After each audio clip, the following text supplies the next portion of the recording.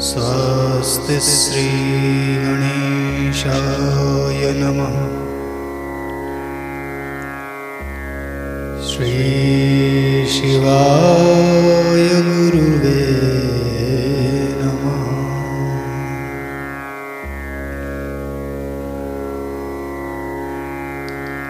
वक्रतुंड महाकाय कोटिसूर्यसमप्रभा निर्विघ्नं कुरु मे देव सर्वकार्येषु सर्वदा।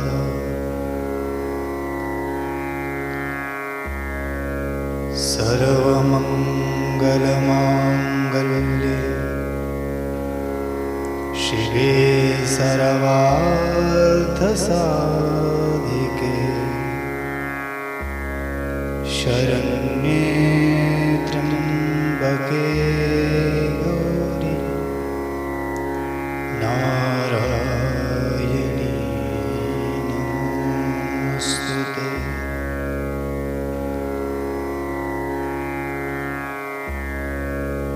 नारायणं नमस्कृत्य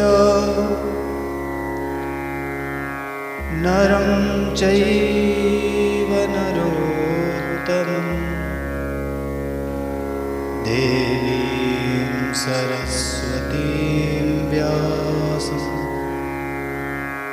ततो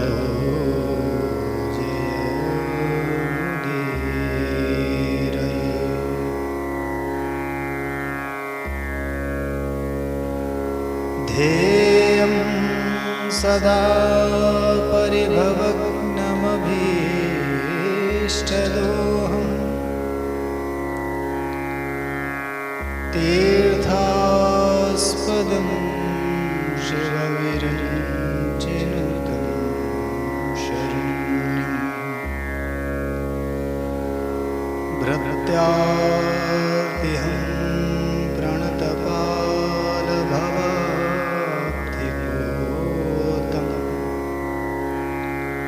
वन्दे महापुरुषते चरणमरविन्दम्।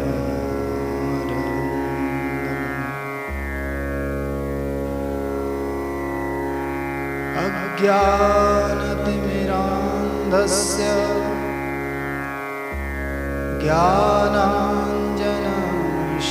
ज्ञानाञ्जनशलाकया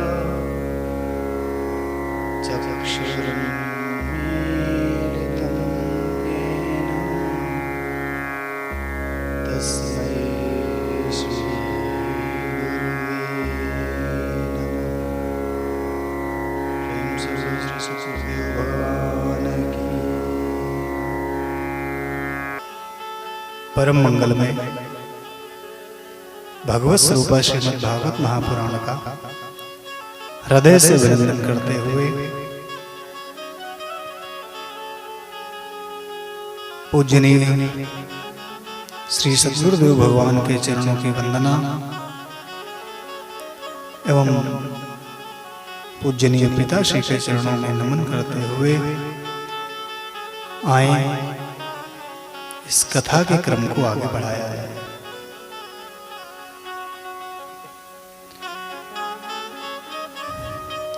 विगत अंक में आप सब लोगों ने श्रवण किया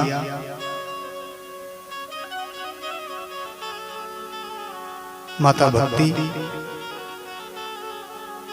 अपने कष्ट का कारण देवर्षि नारद को बताती है।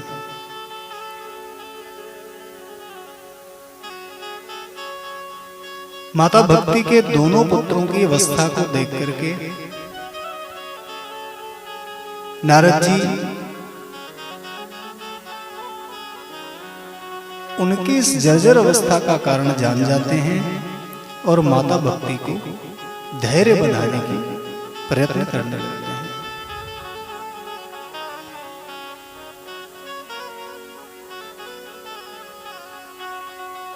नारद जी कहते हैं, देवी तुम्हारे पुत्रों की ये जो दशा है ये कलयुग के प्रभाव से हुई है,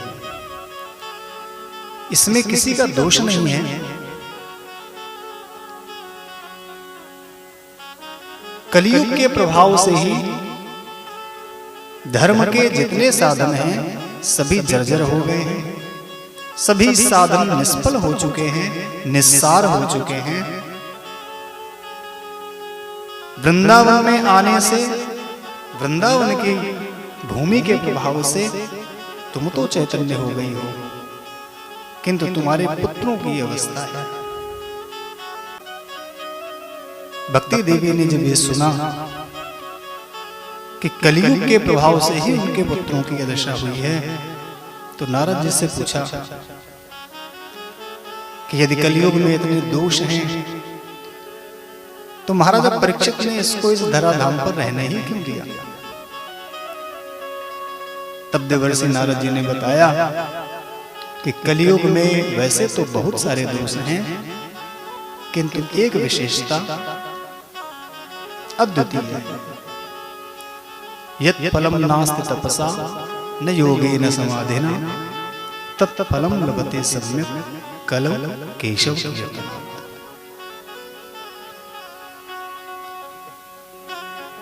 अन्य युगों में जन्म जन्मांतर के तप जप नियम समाधि इत्यादि से भी जो फल जीव को नहीं मिलता था, कलयुग में वो फल मात्र भगवान नाम संकीर्तन से ही मिल जाता है। वो फल कौन है? मुक्ति। अन्य युगों में मुक्ति जो थी उसके लिए जन्म जन्मांतर साधना करनी पड़ती थी। अनेक ऋषि तपस्वी मनस्वी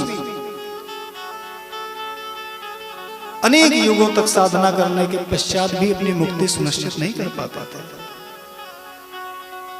लेकिन कलयुग में ना आपको जप करने की आवश्यकता है, ना आपको तप करने की आवश्यकता है।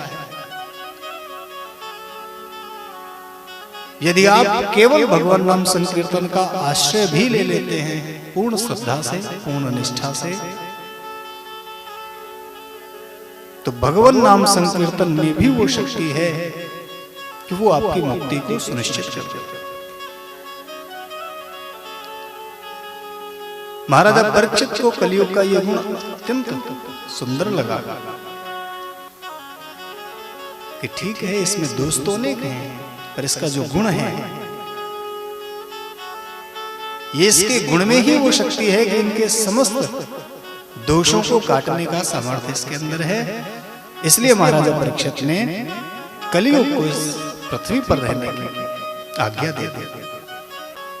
नारद जी ने कहा, किंतु हे देवी, कुकरवा चरणात् सारः सर्वतो निरगतो धुना पदार्था संस्थिता भूमौ बीजहीनास्तु स यथा। किंतु देवी, कलयुग ये काल का ही प्रभाव है। आज अब का व्यक्ति कुकर्म में इतना ज्यादा रत हो चुका है, इतना कुकर्मी आचरण करने वाला व्यक्ति हो गया है कि वर्तमान में स्थिति यह है कि कलयुग का जो ये सबसे बड़ा प्रभाव था, भगवान नाम संकीर्तन की शक्ति जो थी, वो भी धीरे धीरे क्षीण होने लगी है। कैसे? दिखने में तो बीज प्रतीत हो रहा है, किंतु है सिर्फ छिलका, भूसी रह गए, बीज बीज गायब हो गए। अब यहां देवर्षि नारद जी मुक्ति के जितने साधन थे उन पर कलयुग का क्या प्रभाव पड़ा, देवर्षि नारद जी यहाँ पर बड़ा सुंदर उपदेश माता भक्ति को कर रहे हैं। और इस क्रम में पहली बात उन्होंने क्या कही, विप्रैर्भागवती वार्ता गेहे गेहे जने जने कारिता कणलोभेन कथा सारस्ततो गतः। सबसे पहले उन्होंने कथा के लिए बताया कि कथाओं का सार कलयुग में क्यों चला। महाराज, हमारे आज के परिवेश में कथाएं तो बहुत होती हैं। नित्य प्रति किसी भी क्षेत्र में आप चले जाएं, कोई न कोई कथा हो रही होगी। लेकिन क्या ये सभी कथाएं आज भी उतनी ही सारवान हैं? क्या इन सभी कथाओं का आयोजन श्रोताओं को मुक्ति प्रदान करने में समर्थ होता है? नहीं। कथाएं बहुत हो रही हैं, लेकिन कथाओं में जो शक्ति थी, कथाओं का जो सार था, वो कलयुग के प्रभाव से लुप्त हो गया। कब से? विप्रैर भागवती वार्ता गेहे गेहे जने जने कारिता कण लोभेन कथा सारस्ततो गतः। कलयुग में ब्राह्मण घर घर जाकर के कथाओं का गान करने लगे, और वो भी किस लिए?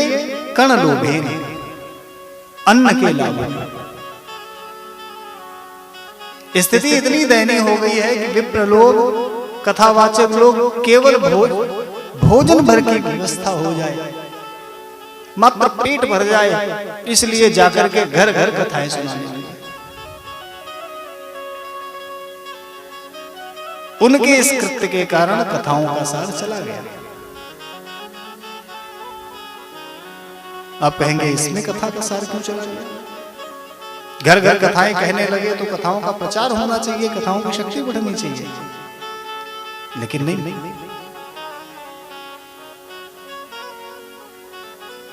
कथाएं, ये आध्यात्मिक कथाएं,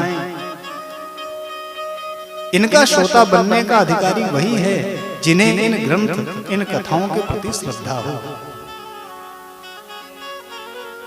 अत्यंत श्रद्धा से भरा हुआ व्यक्ति जब इन कथाओं की शरणागति प्राप्त करता है तो ये कथाएं आज भी उसका कल्याण करने में समर्थ हैं।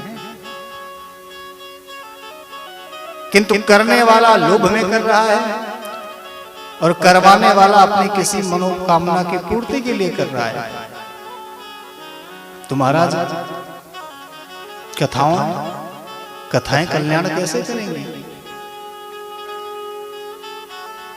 कथा का उद्देश्य आपको धन संपत्ति, वैभव, ऐश्वर्य प्रदान करना नहीं है। कथा का उद्देश्य है आपको जीवन मुक्त कर देना।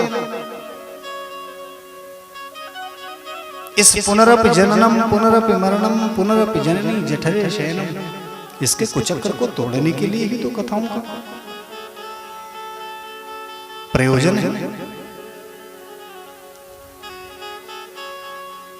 किंतु जब से विप्र लोग अर्थ के कारण, लोभ के कारण, अन्न के कारण पात्र और अपात्र का विचार किए बगैर प्रत्येक व्यक्ति को कथा सुनाने लगे, तब से कथाओं का सार चला गया।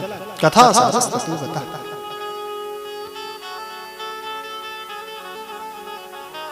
अगली बात क्या कही?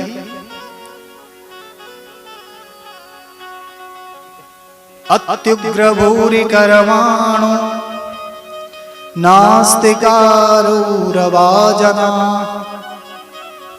तेऽपि तिष्ठन्ति तीर्थेषु तीर्थसारस्ततो गतः। महाराज, तीर्थों का सार कैसे गया? अत्युग्र भूरि कर्माणो, अत्यंत उग्र जिनके कर्म हैं, जो नास्तिक हैं और जो अत्यंत पापी हैं, ते तिष्ठन्ति तीर्थेषु तीर्थसारस्ततो गतः। वे भी जब उनका भी प्रवेश तीर्थ स्थलों में हो गया, तब से तीर्थों का सार चला गया।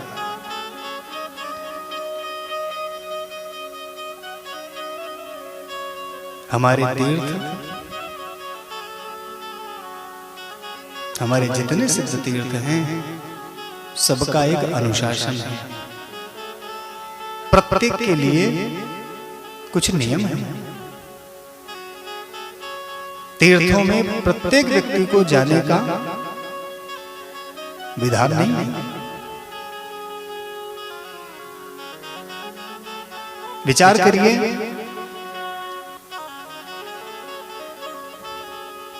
आज के परिवेश में नित्य प्रति कहीं कहीं हमें समाचार मिलते हैं कि फला सिद्ध क्षेत्र में बाढ़ आ गई, फला तीर्थ में भूकंप आ गया, कहीं भूस्खलन हो गया। और ये सारी घटनाएं कहां हो रही हैं? सिद्ध तीर्थ क्षेत्रों में हो रही हैं। क्यों? उसका कारण सिर्फ इतना है कि ऐसे दिव्य जागृत तीर्थ क्षेत्र जो कि विशुद्ध आत्माओं के लिए संरक्षित थे, उन पवित्र जागृत तीर्थों में सभी को प्रवेश करने की अनुमति प्राप्त हो गई। पुराने समय में तीर्थ यात्राएं इतनी जटिल हुआ करती थी कि प्रत्येक व्यक्ति तीर्थों तक नहीं पहुंच पाता था। एक तो साधनों का अभाव था,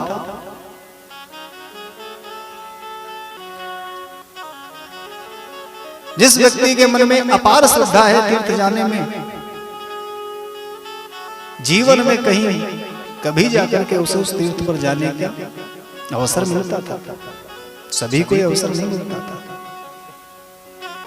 आजकल क्या है, साधन इतने सुलभ हो गए हैं कि बड़े बड़े दुर्गम स्थानों में स्थित हमारे तीर्थ क्षेत्र व्यक्ति के लिए इतने सुगम हो गए हैं कि अब वहां जाने वाले लोगों में से कितने होते हैं जो श्रद्धा से जाते हैं। अधिकांश घूमने जाते हैं, भ्रमण करने जाते हैं। अधिकांश तो इसलिए जाते हैं कि वो अपने पड़ोसियों को, अपने इष्ट मित्रों को बता सकें, देखो महाराज फला तीर्थ होके आए।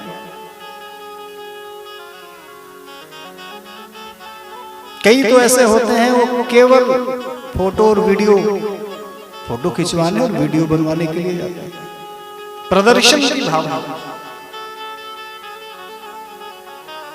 सांसारिक पद्धतियों से होते हुए हमारे आध्यात्मिक जीवन को भी इतना इसने प्रभावित किया है, इस प्रदर्शन की भावना ने, कि जो कार्य शुद्ध मन से स्वांतः सुखाय होना चाहिए अपने कल्याण के लिए, उसका प्रदर्शन करने में भी लोग लगे। इसलिए तीर्थ सारस तत्वगता, पसीने की एक बूंद बहाए बिना व्यक्ति बद्रीनाथ केदारनाथ जैसी यात्राएं करके वापस आ जाता है। धन है, धन से साधन है, और साधन से तीर्थ यात्रा करके वापस आया हुआ व्यक्ति ये विचार करे कि क्या इन तीर्थ यात्राओं से उस पर कोई प्रभाव पड़ा। यद्यपि ये बात सब पर लागू नहीं होती, पर आधुनिक परिवेश में तीर्थ यात्राओं पर जाने वाले जितने व्यक्ति हैं, उनमें से अधिकांश इसी प्रवृत्ति की। इसलिए जब आप श्रद्धा से ही नहीं गए, आपका मन श्रद्धा से भरा नहीं है, तो आप क्या लेके आओगे? दैनिक जीवन में मदिरा पान करने वाला व्यक्ति, दुनिया के नीच कर्म करने वाला व्यक्ति तीर्थ स्थल पर पहुंच जाए, और पहुंच जाए तो उसके अंदर इतनी सामर्थ्य होनी चाहिए कि जब वहां से वापस आवे तो पूर्ण रूप से उसके अंदर परिवर्तन आ जाए।